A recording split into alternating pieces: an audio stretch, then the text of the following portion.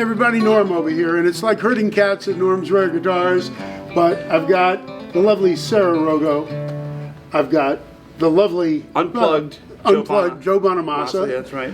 the lovely Guy King, some of my favorite guitar players, and Sarah, actually you went out on the Joe Bonamassa Blues Cruise, which was really cool, and you killed it, and people loved it, and thank you, Joe, for helping all the young talent No and all problem. that. I have one question for you, Sarah. Did you keep the bobblehead?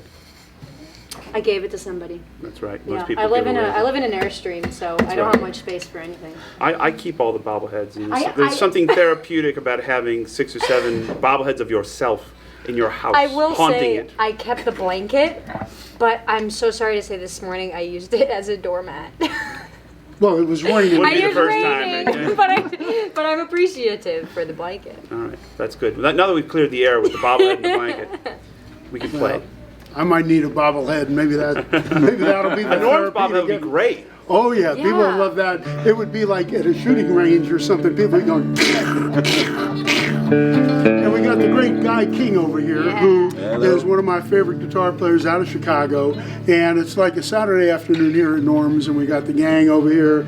And poor Joe, I always do this to him. I love Joe. He's family, and don't hate me. I love you, Norm. You're my uncle. We're family. All right. We're indelibly linked. All And by right. the way, there's more people in the store right now watching this than were at my first show at the Mint in LA. Okay? I drew 7 people. Yeah. Paid at $10. It was a $70 gross at the door. Seriously? And I had to pay the band $100 a man. Those Welcome were to my world. those were the days. When was that? This was 2000. Well, when I played, all the most expensive seats were in the back, so you can get out quick. Right, the escape hatch, I yeah. was like the Django Reinhardt of Hammond organ. You know, he was missing a finger or two, and if he was missing 2 more, that would kind of sum up how I play Hammond organ. I know how to flip the Leslie switch and hold Right. one note. Now, All right, we're gonna play something here. Yeah. I'm gonna start something. We're gonna play one chord. We're gonna see how much we can be creative and how good we can play in D. All right. Because that I'm feeling today. D. like a dog.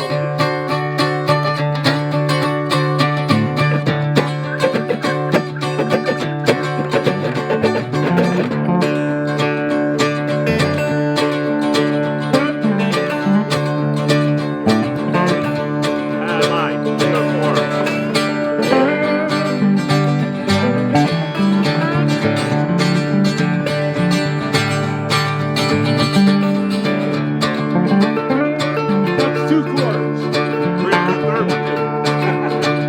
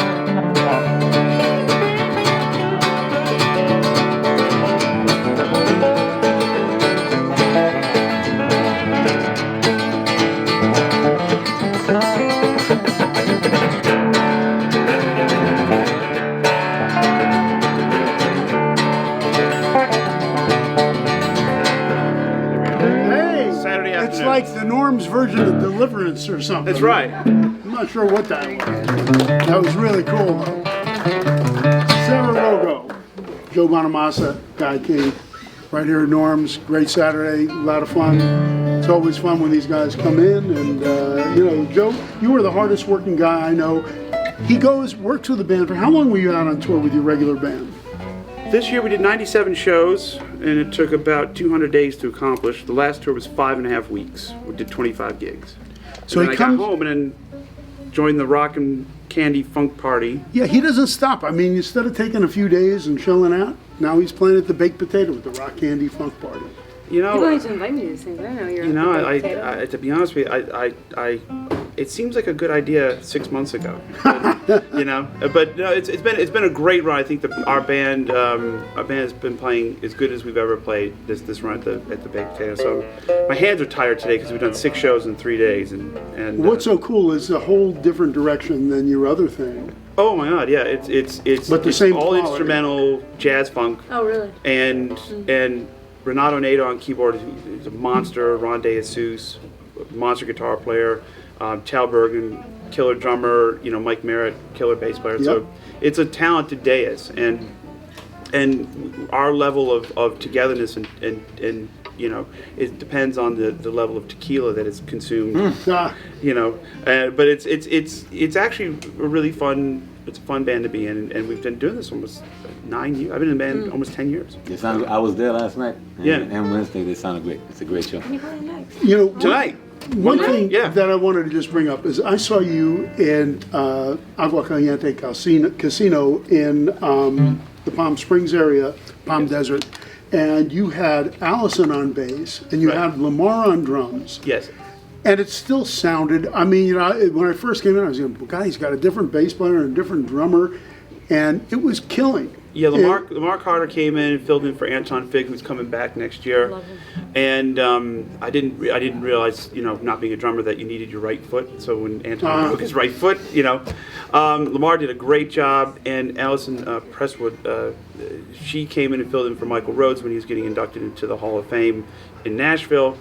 And she came in, we rehearsed 2 songs, played 2 nights, and she didn't make a mistake. I mean, you go, that's just total pros, and It was pretty stunning. I mean, It's- the I first was- thing I did is I I was- came up to you, I said, man, you know, it's like, I didn't hear anything that didn't sound really cool. And it had even a slightly different feel, but in the same quality.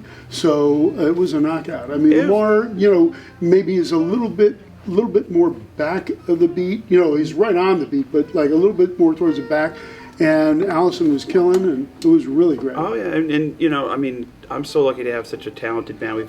We've had this band for 6 years, and you know, You do. and every day I look behind me and I go, boy, I'm a lucky blues boy, because you know, it's like have that level of talent, and to be the guy in the center and be the weak link is nice. I don't think so. Joe Bonamassa, just being modest. No, I'm telling no. Everybody's a badass, and you know, it makes you play better when you're surrounded by that level of, you know, musicianship. Reese is Yeah. ridiculous, Yeah. Paulie, And and they're all- Lee, and they're all front men. You know, I every remember one of them. when I played with like a hop on stage with you and Jimmy Vivino, I was just like shaking. But like after that night, I was like, I feel like I just got better from that 5 minutes of being on stage with all those amazing musicians. And you do, and you never discount the you know, you always want to surround yourself with people that are better than you, because it forces you to become better. Yeah, And you have no choice. you know, I mean, I have 3 wonderful singers Oh, in my yeah, band, they're great. Mahalia, Jade, and Juanita, and 6 years of singing with them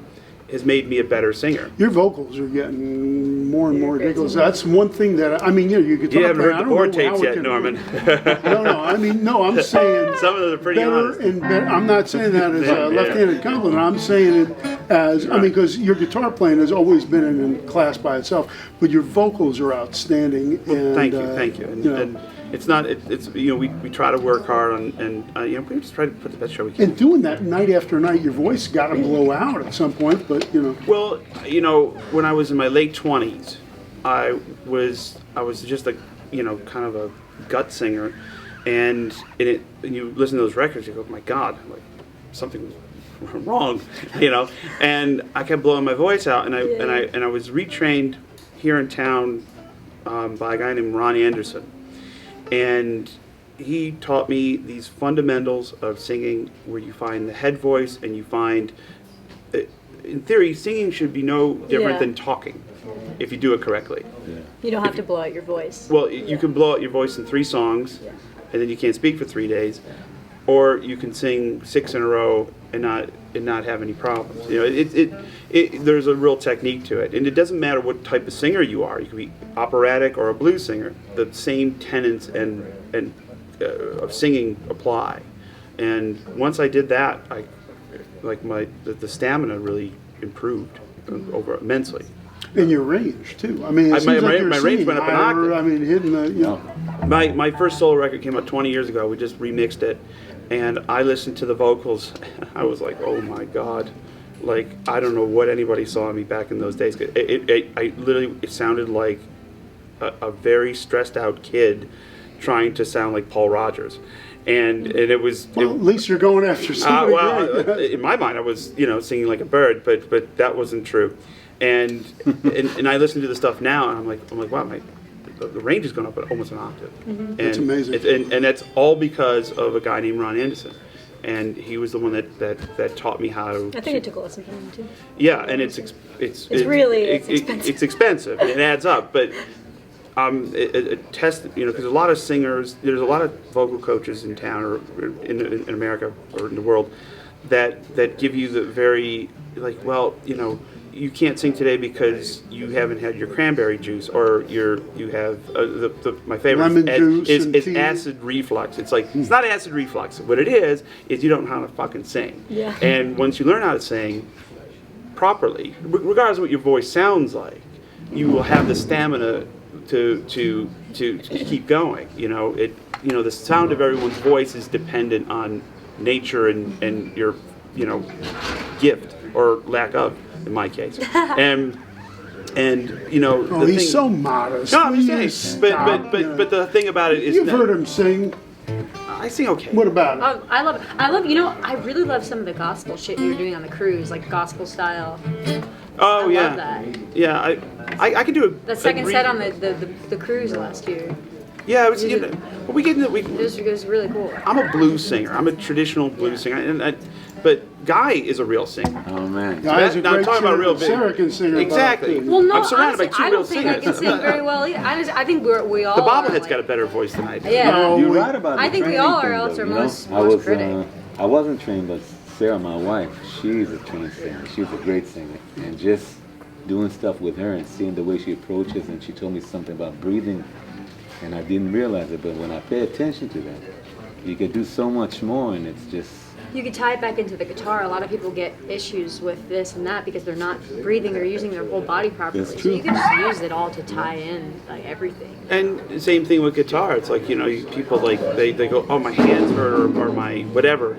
It's like you're playing too hard. You got to use the instrument, let it bloom. Yes. Same thing with the voice, let it bloom. You're right. And the higher you sing, the less you force. And it's at first you're just like, well, that doesn't make any sense to me, but it really does work. And one thing I want. Singing lessons here at Norm. I know, I like this. We're- Da-da-da-da-da. I'm 50 an hour. Sarah's 75. Guys 100. But let me just say one thing about Sarah here, because a lot of people who don't know Sarah, you know that she's a great singer, great guitar player, dobro, regular guitar, acoustic guitar, songwriter, and all that kind of stuff.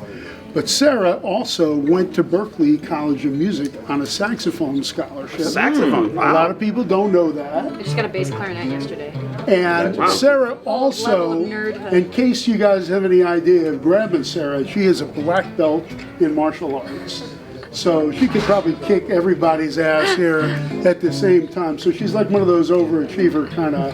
I can't do math And very well though. Billy Gibbons, I've talked to Billy a few times over the last month. One time I talked to him and he said, I watch her videos. I went, are you kidding? Billy Gibbons watching her videos? And he said, who's that blonde girl playing the dobro? He said, you really dug her. And Hey yesterday, Billy, can I open up for you pretty please? Yeah. Yeah, right. and yesterday he called me asking about a reverb tank, a Fender reverb tank, and he wants a special one. I said, Billy, there's only one guy I know who's crazier and more anal about this stuff than you, and that's my buddy Joe. So I'm trying to hook these guys up. These buddies We're with gonna Billy. get Billy a reverb tank that he wants. Chances are it's lurking somewhere in the collection. Okay. I bought at least half a dozen reverb tanks from you. That's right. Minimum. Absolutely. turning into I was like a kind of podcast. wondering what you were doing with all of them, but now we know we have a good place for one. Yeah, and I don't need 30. But sometimes it's always good to have a backup. Yeah, in case all 29 of them break at the same time, gotta have that extra one. All right, well, enough of this nonsense. The great Guy King, the great Sarah Rogo, and the great Joe Bonamassa. Thank you all. I can't thank you enough. I love all of you. You're all family. Thank you. And, Thank you, Norm. And you guys are family too. And Rick too, Rick Gould.